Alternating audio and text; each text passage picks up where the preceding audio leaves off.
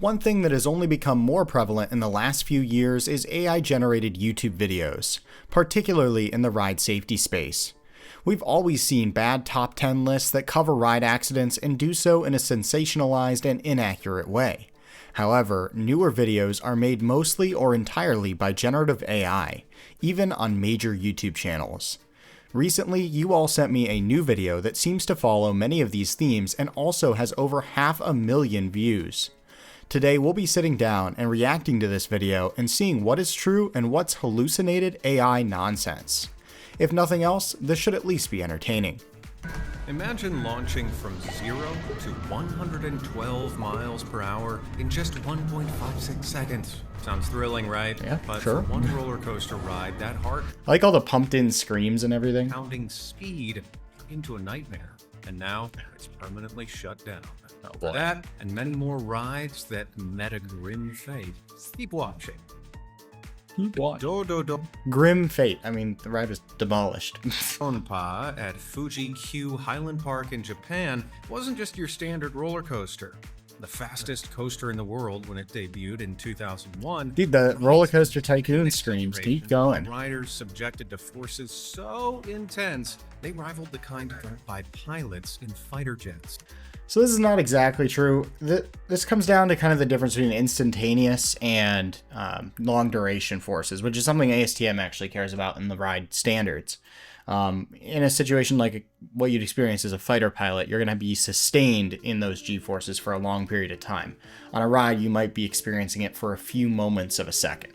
Especially the higher G-forces like this ride where you have a really quick acceleration. You're not feeling that for several seconds. It's really just for maybe part of a second or 1 or 2 seconds at most. Sounds like the thrill of a lifetime, right? Well, it was, but sometimes disastrous consequences. The G-forces pushing riders back in their seats with unimaginable force often caused bones to snap and necks to fracture. The ride's over-the-shoulder restraints, intended to protect, instead acted like rattling cages. No, so I mean, one, these restraints are clearly very padded in a way that I don't think that would really be possible to begin with. But two, the issue here is not people being jostled back and forth in the ride. The issue that is being blamed on the injuries, and I haven't read the report, I don't know the details, but the issue that's being blamed on the injuries is the instantaneous acceleration. It has nothing to do with the restraints. So, yeah, good old AI hallucination. No way to protect riders from the force. From December 2020 to August 2021, 18 riders sustained injuries while on the ride, including bone fractures and severe bruising. I think it's fair to say that a reasonable number of those are not related to the ride forces. I mean, people get injured on rides all the time for the most minor of things, and usually very minor injuries. So 18, I would say, is probably higher than average, but it's not an abnormally high amount of people. A lot of things are like loading and unloading issues, people tripping, people falling, that sort of stuff. So not extremely unusual. Leading to mounting concerns over rider safety. While the ride never claimed a life, the injuries were stacking up, and the park's safety measures couldn't keep up with the danger. In August 2021, that's the park definitely not a announced picture that from the park. Onpa would close to allow for an investigation into the incidents. Despite attempts to fix the issues, it was no use. In March 2024, Fuji Q Highland made the difficult Snapchat decision sound effect. that Onpa would never reopen. I do at least have to give this little chatbot some credit for being able to pronounce the name of the ride consistently. It's better than the last few videos. It's June 9th, 1991, at Kings Island, Ohio. I love the Summer city of season Kings is Island, in Ohio. swing, and everyone's enjoying the amusements, blissfully unaware that today is set to become one of the most bizarre and tragic days in theme park history. At 9:25 p.m., a fresh batch of riders board the Flight Commander, a distinctive aerial attraction featuring 22-person pods that circled a central tower, allowing riders to... Just realized it like screwed up the pronunciation there. There was 22 two-person cars, but it combined it. Whatever, weird things you get with this. This is an interesting incident. There's no existing report. To my knowledge, the report is lost to time. It was destroyed. It was never archived. So we will never really know. There's a lot of things that are passed down, I guess tribal knowledge of what happened, but nothing really concrete. From what I understand, the biggest issue at play, and what has gone on to kind of shape the most things industry-wide from it, is rider behavior, and specifically riders that are intoxicated, not being able to control their upper body was a big factor in this. So I know that was a thing to do with the accident. I don't know a lot of the other details. Control their capsules with joysticks, moving them up or down, and even rolling them a full 360 degrees. The whole ride lasts just around 90 seconds. Not much time for something to go wrong. It's a pretty normal ride length. One rider, 32-year-old Candy, have to blur that. is riding solo in her two. Dude, we got the animations going, but like AI clearly, they're trying to copy my stuff, but they just aren't as good because look at that shoulder harness. What the heck is going on there? Seat pod, a choice that placed her in unexpected danger. Though the flight commander included... Okay, riding solo is not the issue here. I mean, there were undoubtedly thousands, if not millions, of solo riders prior to this accident. Over-the-shoulder harnesses to secure riders, there was no seat divider between the two seats. With the harness on the empty seat next to her unsecured, Taylor was immediately at risk. Okay, I'm gonna look this up. So according to Kings Island Central, which, again, we don't have an official report, but I trust this at least a little bit more than I trust our little chatbot here, the seat next to the rider was not secured during the accident, which pretty normal practice for rides, especially at this time. If the seat was empty, they'd just leave the harness up because why secure it? And that allowed them to slip through. And then combining that with the rider's inability to control their upper body was the cause of the accident. There is no mention of a seat divider. The capsule tilted and rolled. Strong sideways forces pushed Taylor out from under her own... Dude, that harness should be up. Like, that's... just terrible things. But I mean, if you're prompting an AI to do it, you're not really looking for details. ...own harness and into the vacant seat. With nothing there to restrain her... And again, the rider couldn't control their upper body. They weren't conscious of how they were moving within the ride. They were intoxicated. So, very unrealistic from multiple angles. She was fatally thrown from the pod. But the craziest part, the flight commander incident was only the second major incident to occur. Yeah, our other incident was not related to a ride, so we're going to move forward from that. Taylor sadly didn't make it through her injuries. You already said that. After a 6-week investigation, it was determined that her fall was largely caused by the lack of seat divider. No, that's complete BS. That's not anywhere. Between her and the empty seat next to her. Taylor's family eventually settled in court with Kings Island for $336,000 and went on to sue the ride's manufacturer, Intamin, for a further $8.8 million. It's really huge, especially in that time. But I think that, I guess that says something to the design of the ride if they were willing to find them that responsible. Of course, I don't know for a fact that that is true, so take it with a grain of salt, but I guess we can say with some confidence that the design of the ride played a role. The ride was reopened in April 1992 with new and improved safety modifications, including a new seat divider, lengthened lap bar, and a recessed joystick that could only be operated if both seat restraints were securely locked. Alright, gonna have to look this one up too. So according to Kings Island Central, the ride was modified. It was modified so it couldn't start if all of the restraints weren't down. So that is what changed. So again, it's a case of our AI friend scraping the internet and just kind of combining things from various, reports or really news articles, which are already not the most reliable to begin with, and come to something like this. So complete and utter nonsense. Not surprising, but a little sad considering that 500,000 people have seen this. But it wasn't enough to repair its broken reputation. By 1995, the park made the decision to permanently close and dismantle Flight Commander. After its removal, the ride was relocated to Flamingo Land Amusement Park in the UK, where it operated under the name of Top Gun, till it was permanently... Dude, look at this complete, slop. This is literally just AI-generated slop. And the thing is, it's starting to look pretty convincing. If you were just kind of passively watching this video and you weren't looking for things to point out that are wrong, like I am, yeah, I think this would pass. Jeez. Taken out of service in 2004. While most theme park rides are shut down because of something happening to someone on board, What? That's news to me. I believe most are shut down because it's no longer economically viable to operate them, you know? this is the Fury 325, Carowinds' record-breaking Giga Coaster, launching riders at 95 miles per hour over 325 feet in the air. When it opened in 2015, it was considered one of the greatest feats of coaster engineering. I don't know about that. It's definitely considered one of the better rides out there and a very well-made one. Until one summer day in 2023. On June 30th, I don't think the opinion changed. guest Jeremy Wagner was filming the coaster when his stomach dropped. A massive support column cracked straight through right as the riders hurtled over the tracks. Okay. Alright, so we've already said a few things wrong. The guest in this case that filmed this video, I believe, and don't quote me on this, was going to the park to pick up his children who were at the park. And this area of the ride is very accessible from the parking lot area. And so he happened to see it.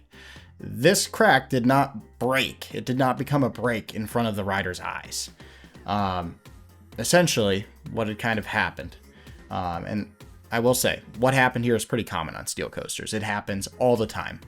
These rides, they get walked daily, and I'm sure in the morning, I would reason to bet that when they did their daily inspection, this crack was very small. It was probably, here I can rewind the video.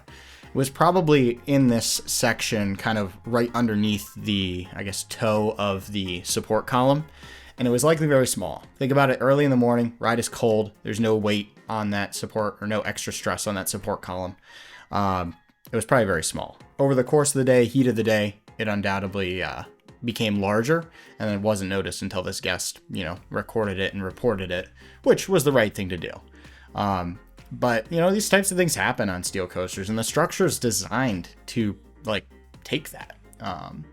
And again, it's not that uncommon. It is more uncommon to see it get to the point where it breaks completely, but a crack, and even pretty substantial cracks, like what were actually found on other parts of the ride after this incident, and they inspected the rest, very common. They're well repaired all the time, literally overnight. If you go to a park, I guarantee it happens on a coaster at least every couple weeks. It is a very common thing. So not a huge deal, honestly. Definitely very shocking. Looks pretty scary, but not a huge deal. A massive support column cracked straight through right as the riders hurtled over the tracks. The steel visibly flexes, separating from the track as the train screams past at near triple-digit speeds. Separating from the track. I think he means separating from the rest of the support column. But again, ride support structure can take it. It's designed to be able to handle this. It's not a big deal. After Jeremy showed the footage to guest services and the local fire department, Carowinds had no choice. Fury No choice. I'm sure they were not too hesitant. 325 was shut down immediately for emergency inspection. What followed was a behind-the-scenes scramble. Inspections by the ride's manufacturer, Bolliger & Billard, revealed more than just a single fracture. Another was found nearby the... That's the same one. But yeah, there were other cracks found. Again, not that uncommon on a steel coaster that's been in operation for a little while. So, yeah. They did, I will say, this is an interesting thing to come of this. Carowinds and actually, I believe the entire chain now has implemented a drone inspection program to get a little closer to those hard-to-see areas. So, quite a bit of good has come out of this. But, again, no one was in any danger. First crack. Experts pointed to structural fatigue as the cause for the damage that could have turned world-class thrills into a worst-case scenario. Yeah, that was never possible.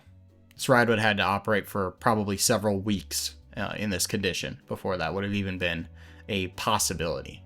I think it says a lot just how little the structure flexes when the train passes over it with the support column broken. So, yeah, not a real hazard. For 6 tense weeks, engineers worked to replace the cracked column with newly fabricated steel. It took over 500 full-cycle test runs to convince 3 separate safety organizations, including government inspectors, independent engineers, and coaster specialists, that the ride was safe again. Finally, So that's just the commissioning process. Anytime you make a major modification to a ride, or anytime you take it up after, like an extended refurbishment, like you do in an off-season overhaul, or you take a unit out of service, so an individual train, you need to recommission, which essentially just means doing a ton of cycles and having nothing go wrong with the ride in that time. So it's not uncommon. It's very common. In fact, the same ride had the same thing happen at the beginning of the season and every season since. It's very common, not unusual at all. The process, the number of cycles, that is a little higher when you have such a major change like you do when you're replacing a part of a support structure. So that's why they did 500. But I guarantee you, they probably could have done less to be compliant with their state regulations. 500 is probably the company policy. August 10th, Fury 365 was back. 365? Okay, well, you know what that reminds me of? Giga coaster, giga coaster, giga coaster, giga coaster, giga coaster, giga coaster, giga coaster, giga coaster, giga coaster, giga coaster, giga coaster, giga coaster. After the near disaster, Carowinds doubled down Near disaster. by saying its rides are inspected daily. But after seeing what happened, would you still dare to ride? Yeah, that's a ridiculous point, or ridiculous jab to make. In August 2001, Cedar Point unveiled Vertigo, a cutting-edge steel tower slingshot that hurled riders nearly 300 feet into the air at 50 miles per hour. It was supposed to be a headline attraction. Instead, it lasted just over 2 months. That winter, with the ride car... Dude, we got AI-generated content here. You see this? Like, this photo is not real. Like, look at the Cedar Point logo. It's just blur. Like, yeah. It's so weird because that is so believable. Like, if you did not know that this is, like, an AI video, you would not realize that. Removed for maintenance, one of Vertigo's 265-foot towers suddenly collapsed. Thankfully, no one was hurt. Or there was AI. minimal damage to the grounds near. Look at this. This is so believable. Officials were confused. There had been no unusually strong winds that day, so how had the tower collapsed? It was later found the cause was vortex shedding, a deadly engineering phenomenon where steady winds swirl around a tall structure, creating little whirlpools of air that slowly push it from side to side. As Vertigo continued swaying in the wind, each small gust's impact got bigger and bigger. Eventually, the increasing motion caused the structure to snap, all from just a gentle breeze. That's the challenge of this, because like they put in these little truths. Like what was said there, to my understanding of this, is accurate. But then they sprinkle it in with just complete nonsense. So we'll continue. Engineers warned that if the same wind conditions had hit while the ride was operating, the structure could have buckled mid-ride. So I'm not here to defend Stan Checkett's engineering, especially after the last month or so of videos that you guys have seen. However, from my understanding, that's not the case. I believe a large part of why it was able to have those resonating frequencies and not have them canceled out is because the rider capsule was removed for that off-season maintenance. And considering that there were several more of these rides at other parks that continued to operate for, several years, it doesn't seem very likely to me. So I think, again, we had the half-truth, and now we have just complete and utter nonsense. So that's the danger of these. Sending riders plunging from hundreds of feet in the air. So rather than gamble on retrofits, Cedar Point tore Vertigo down before the next season, quickly erasing one of the park's shortest-lived, but potentially deadliest, attractions. Yeah, not really. Imagine the tallest freestanding drop tower on Earth. 430 feet, riders sent plummeting at 75 miles per hour. That was Orlando Freefall at Icon Park, billed as a thrilling marvel until everything went terribly wrong. On March 24th, 2022, 14-year-old... Dude, I'm having to blur this or cover this. The fact that they will just show a full face, full everything, name, docs, location, literally docs someone who was injured or killed in a ride accident, it's just ridiculous to me. Like, I mean, I guess this is an AI, so it has no concept of empathy, but like, do you want, like, if this was your loved one, do you want them being known as, oh, yeah, that's the person who died on the ride? Visiting from Missouri, boarded the ride See what with I his mean? friends. At the time, Tyree weighed nearly 300 pounds. Oh, yeah, and let's just call him fat while we're at it, you know? That just makes it so much better. Not only did he die on a ride horrifically, but he was also overweight. Let's just share that with the whole world. 83 pounds, well over the ride manufacturer's 287-pound limit for riders of Freefall. It was later discovered by investigators that his seat's safety sensor had been manually switched off to allow him to board. So no, that's not accurate. This ride had seat sensors, like a lot of modern rides, that consisted of a proximity sensor, it senses metal, attached to the harness. And then it would basically interact, well, not interact, but be flagged by a plate that was on the seat back. And what had been done by an individual, we don't know who. It was not the operators working the ride, as the media will tell you. It was someone likely higher up at the company that owned the ride. Adjusted the position of that sensor so that the seat could be in a higher position and the sensor would still be flagged. The safety system itself could not be turned off. It was not something that an operator or even someone in maintenance at the park could just turn off. It had to work. The ride was not designed where you could just turn something like that off. Doubling the normal harness gap to fit larger riders. That adjustment meant the ride's computer safety system thought Hagrid was secure, when in reality, he wasn't. As the ride descended and engaged braking, Tyree slipped through the restraint and fell, resulting in an unimaginable tragedy. Within moments, the ride was closed, and by March 2023, the structure was completely demolished. In December 2024, a civil jury awarded Tyree's parents $310 million and found the ride's manufacturer, Funtime, legally responsible for egregious safety failure.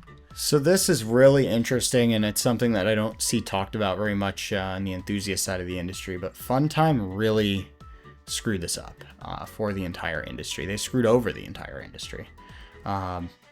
The people, in my opinion, and this is purely my opinion, having researched this accident quite heavily, that are most responsible for the accident are the ride's owners, the ownership of the ride itself, who have settled with the family for an undisclosed amount, but they are good. They are no longer, at trial with them. That's settled. Funtime was named in the suit and did not appear in court. Basically said, hey, we're an Austrian company and we take no ownership of the accident. We were not involved. Our ride worked as intended, and to a certain extent that is true, but because they failed to appear in court, the jury understandably said, okay, well, screw you, we'll give maximum damages. So now a ride injury or accident is now raised up to a level of $310 million as something that can be awarded, and there's precedent for that now. So any ride injury or accident has become so much more legally valuable to a plaintiff's attorney that it's honestly it screwed over a lot of the industry. And I think, if you look at other cases like Glenwood Caverns and the settlement that they ended up with, it would never have been that high if something like this didn't happen. And for that park, it's insurmountable amounts of money. So thank you, Funtime, and I hope that anyone who supports Funtime rides reconsiders. Meanwhile, a whistleblower technician's testimony revealed he had flagged seat sensor overrides, overheated locking cylinders, and crack-filled gondola joints, alleging that park officials... Sure, that's at least slightly overblown, but I guarantee you that at least the seat sensor part is 100% true. Signed into law in May 2023, requiring rides over 100 feet to include seatbelts and more robust restraint systems. That's another interesting thing. I don't know if that's true. If it is, it's not enforced broadly in the entire state. Florida, I know, likes to have a lot of exceptions for rides, so I wouldn't be surprised if that's the case. But there are rides over 100 feet without seatbelts, and there should be. I mean, there's saying that every ride should have it if it's over 100 feet is just kind of ridiculous. This ride's restraint system was adequate. It was up to standard. And that's really all the state laws, in my opinion, for rides really need to do, is basically require compliance with the ASTM standard. And if you don't know much about it, watch some of my videos on it. The ASTM standard is written by people in the industry, and it's going to be your best source for actually keeping riders safe and not just applying stupid blanket policies like, oh, over 100 feet needs a seatbelt. It's not helpful. An industry wake-up call born from devastating loss. When Universal Studios Florida unveiled Hagrid's this is a new one. motorbike adventure in 2019, it was billed as the crowning Not heard of it. the Wizarding World thrills. Guests queued for hours to speed alongside. That is accurate. I think it was like a 10-hour line or something ridiculous. But in summer of 2021, the ride's reputation went from magical to Gilderoy Lockhart level disastrous, courtesy of a swarm of uninvited guests. Oh my god. It started when park-goers in the ride queue began reporting a strange but persistent low drone that wasn't coming from the ride speakers. By midday, the staff discovered an active hive. Okay. Just reminding everyone, the title of this video is When Accidents Force Theme Park Rides to Shut Down. It was bees. I mean, I guess it's a good thing that there are so few ride accidents and incidents that bees in a ride area can make a video like this. Let's move on. It's July 26th, 2017, and one of America's most popular traveling fair rides was about to begin what no one knew would be its final run. Okay, not final run. Interesting enough, the exact ride involved in that accident has actually reopened. It now travels in Puerto Rico. Obviously, it has been modified since then, but shockingly, still operates. Ohio State Fair, the Fireball, a massive pendulum that swings and spins riders high into the air, was packed with thrill seekers. Then, in front of a crowd of stunned onlookers, a nightmare unfolded. One of the ride's gondolas broke free mid-swing, hurling passengers through the air. Among them was 18-year-old Marine recruit. Again, we're just going to show full faces, names, everything. Keziah Lewis. Just minutes earlier, the ride operators had moved them to a different seat because of a minor technical issue, with a small change that would prove devastating. When the ride's arms snapped, Tyler was thrown with fatal force. Keziah survived, but with life-changing injuries. Investigators soon uncovered the cause. A severe hidden corrosion inside. You see, this is accurate. So far, I mean, it's a little more dramatized than I would do it, but, you know, it's more or less accurate to what happened. There was excess corrosion that got in the ride over the time it was being transported, and, you know, it resulted in a weakened sweep arm that eventually broke. The steel support arm, with some parts worn down to just 3 millimeters. Other arms showed similar decay, meaning that any one of them, or all of them, could have failed at any time. Even worse, they discovered that the ride manufacturer, Dutch-based company KMG, had known for years about a design flaw that allowed water to collect inside the arms, creating dangerous rust. I think what this is referring to is in the official KMG service bulletin that they released after this accident. They were creating a modified design for the ride because they became aware after the accident that this was possible. So they were creating a modification, and, you know, they basically sent out a service bulletin saying, hey, stop operation unless you, I believe, increase inspections, and then, you know, within a certain time frame, once they had the modification ready, implement that modification. So yeah, no, they were not aware of this incident or this potential at all. KMG, for those of you who don't really know the flat ride world, they're like the B&M of flat rides. They do everything to a higher level than pretty much anyone else. So yeah, they were very much not aware. Instead of issuing recalls or public warnings, they quietly updated their inspection guidelines. For the Fireball?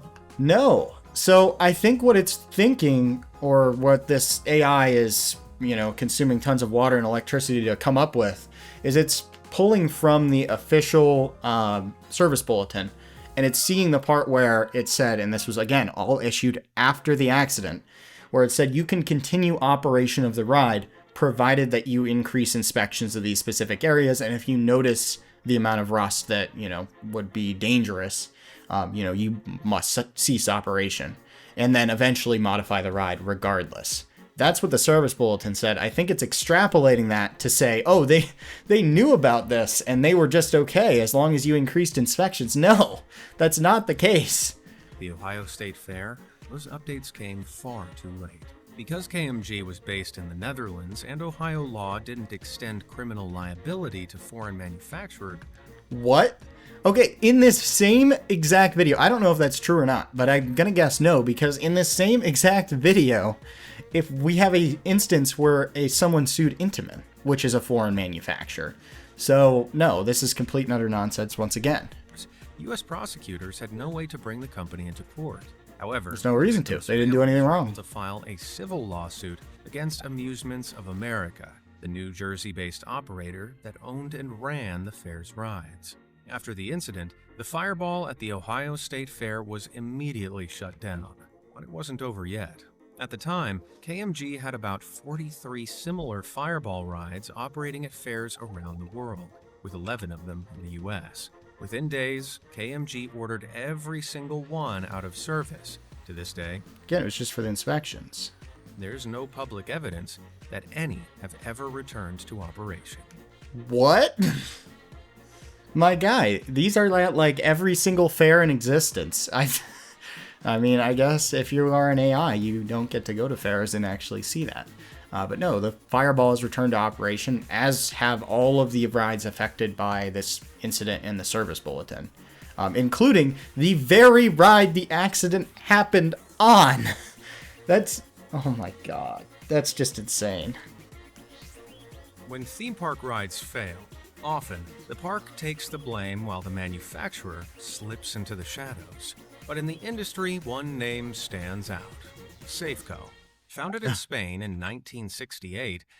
All right, this is the first time I've ever seen anyone other than me talk about Safeco rides, and these rides are genuinely actually unsafe.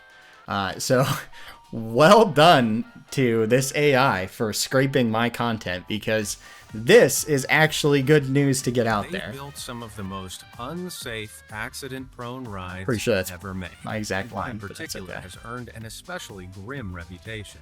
The Crazy Frog is a spinning jump ride with long arms that lift and drop cars in a bouncing motion.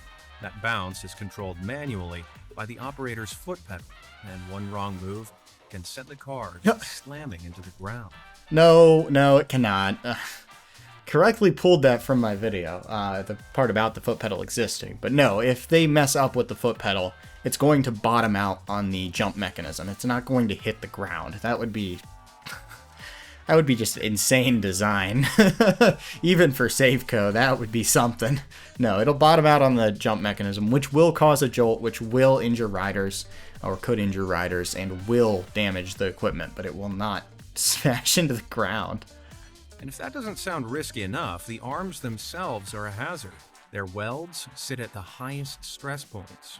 They're higher up on the arm is where the welds are. This is just bolts, but got the right idea. Where the most force hits during each bounce, creating built-in weak spots. In some cases, entire arms have snapped off mid-ride. To make matters worse, electrical cabling to the seats runs directly 100% pulled from my video. prone areas, making inspections harder. Then there are the lap bars. On many older models, a single bar restrains all riders in a car, leaving smaller passengers at risk of bouncing around or even being thrown out entirely. And there's more. Each car is attached to its arm by just 2 small welded mounts. So again, they're bolted. This is a transportable ride. They have to be able to remove those to transport the ride. So it is bolted in, but close enough. If one fails, which has happened before, the car can swing downwards, tilting 90 degrees mid-ride and putting loosely restrained riders in serious danger of ejection. Safeco never issued any safety warnings about the Crazy Frog's flaws and went bankrupt in 2020, leaving no way to hold them accountable.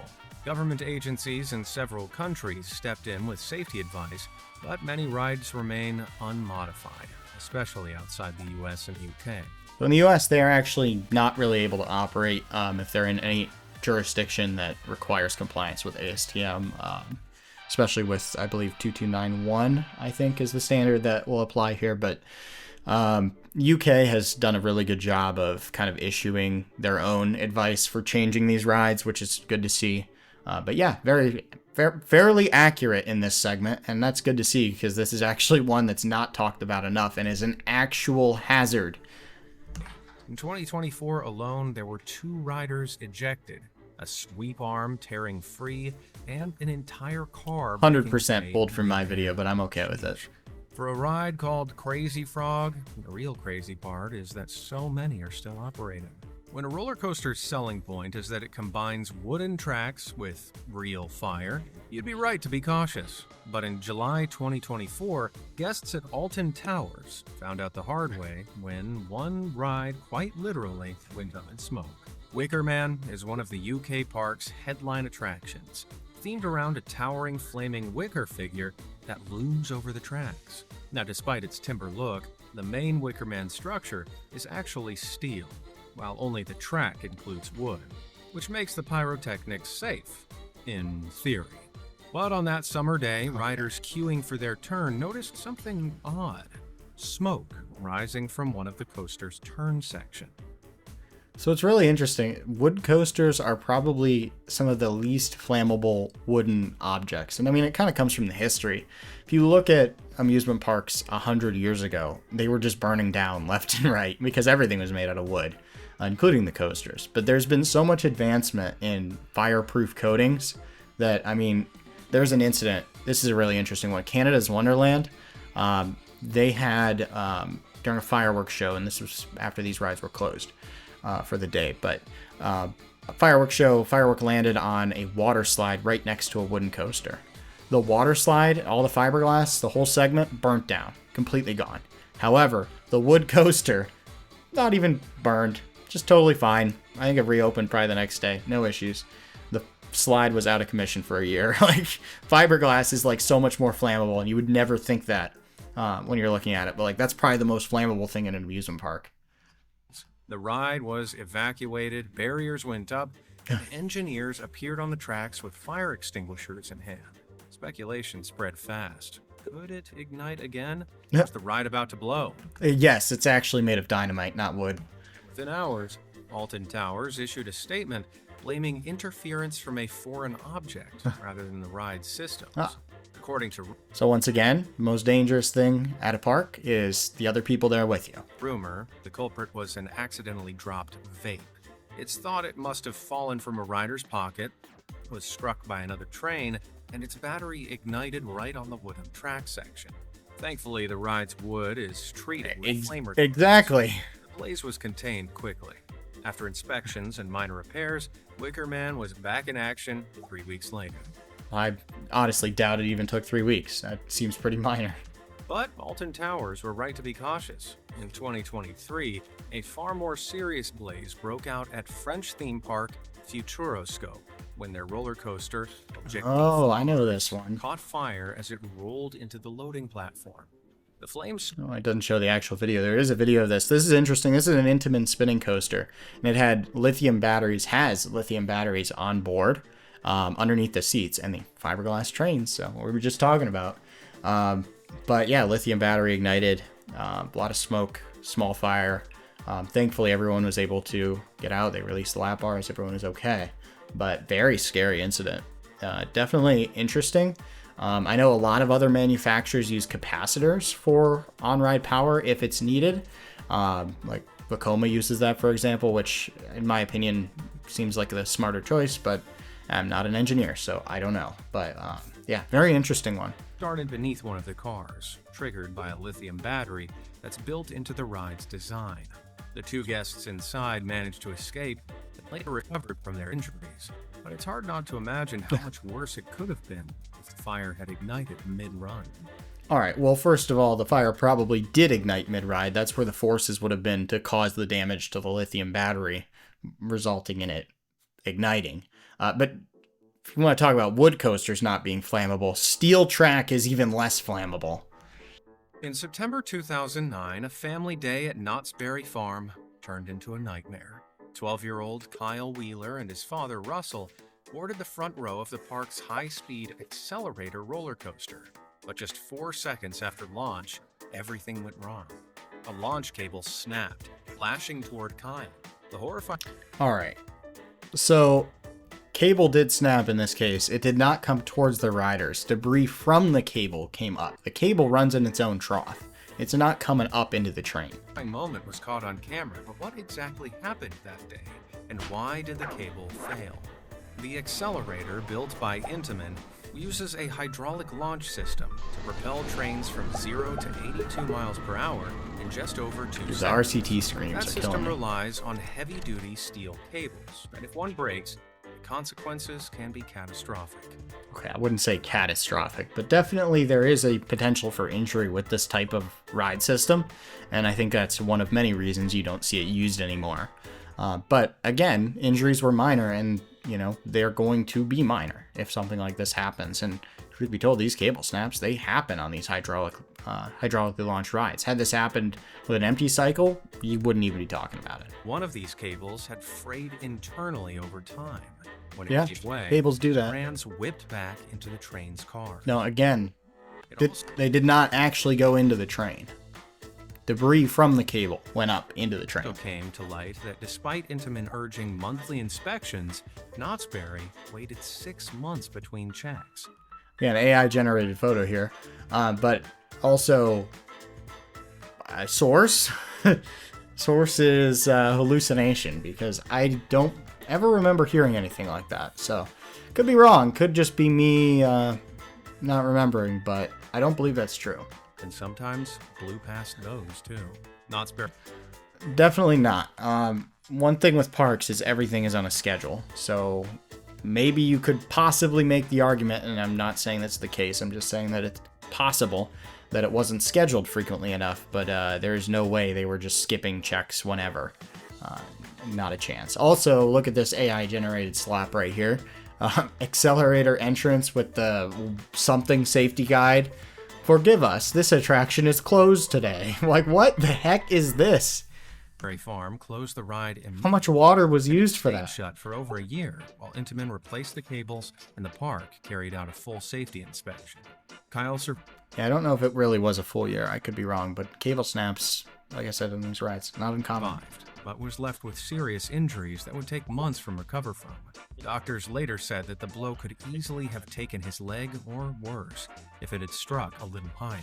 But Again, everyone is so cable and didn't for go next into the coaster train. Closure was no near miss, only disaster. It's every coaster enthusiast's worst nightmare.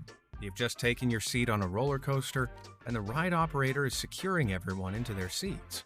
But when they pull your restraint down, something feels off. You're not sure it's secure.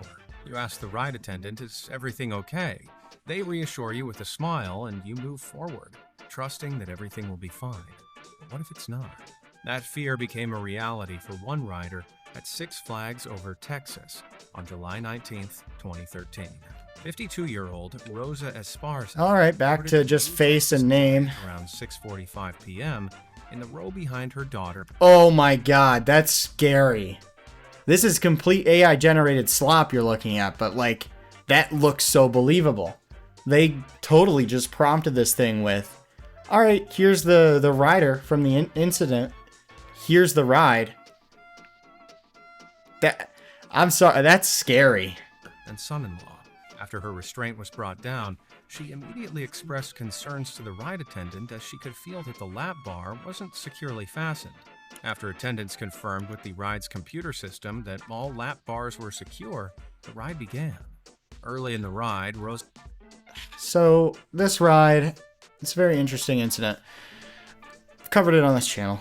They don't know all the details about it. Also, terrible animation we're seeing. But the ride had its lap bars secured. They were secured to a point where they registered with the seat sensor system. Very similar system to Orlando Freefall, at least in terms of operator-facing function. And restraints were secured to that point. The computer system showed everything was okay. There's some debate over whether that was set at a higher position than what was allowed by the manufacturer or not. We don't know. What is clear, though, is that it was near that allowed position. It was very close. However, it was sitting on the rider's gut. It was sitting on their stomach, essentially, rather than on their legs, which is what the manufacturer required. And, a stomach is very, movable. When the ride force is hit, moved up, and now there's a giant gap between the rider's legs and the lap bar. And they were able to slip through that gap and eventually, be ejected, causing this accident. So that's what happened. What this tells is a whole different story. But, hey, coaster enthusiasts, lap bars got to touch your lap. So it's a perfect example of that. His daughter noticed her mother's safety restraint had failed. Now, again, restraint did not fail. That restraint was in the same position from when it left the station to when it came back. Rosa slipped down into the seat, nearly upside down. Nearby riders tried to reach her, but it was no use.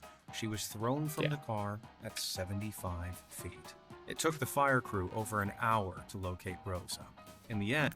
It's also untrue. From the police report, they were able to ascertain the location of the rider pretty quickly.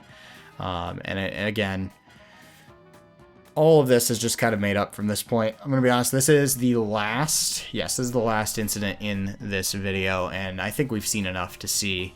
It's pretty disappointing. This is from a large, what was used to be a top 10 channel back in, the 2015, 2016 days, back when we started this stuff. And they've now expanded to just doing pure AI slop. Not like they were all that accurate when they were made by humans, but at least it was somewhat excusable. But now, this is just nonsense. And the scary thing about it is because it's AI generated, it gets just enough right. And it says just enough things to seem accurate. It seems more believable. It seems more trustworthy because of all of that. And then it throws in complete and utter hallucinated nonsense. And so it blurs the line so bad. It's already difficult enough to find accurate sources on ride accidents. But then to add in stuff like this, it's just disappointing. So if you guys like accurate, honest, and reliable information on ride accidents that actually strives to tell you the real story, feel free to share my videos so that they get out there to more people. We want to make sure that What Really Happened videos are pushed up when people research ride accident videos, so they actually understand what happened and the reality behind the amusement industry, and not this complete exaggerated BS that you see here. Not only exaggerated, but outright factually untrue. So thank you all for watching. I'm glad you made it to the end of this video. As always, we'll see you next time.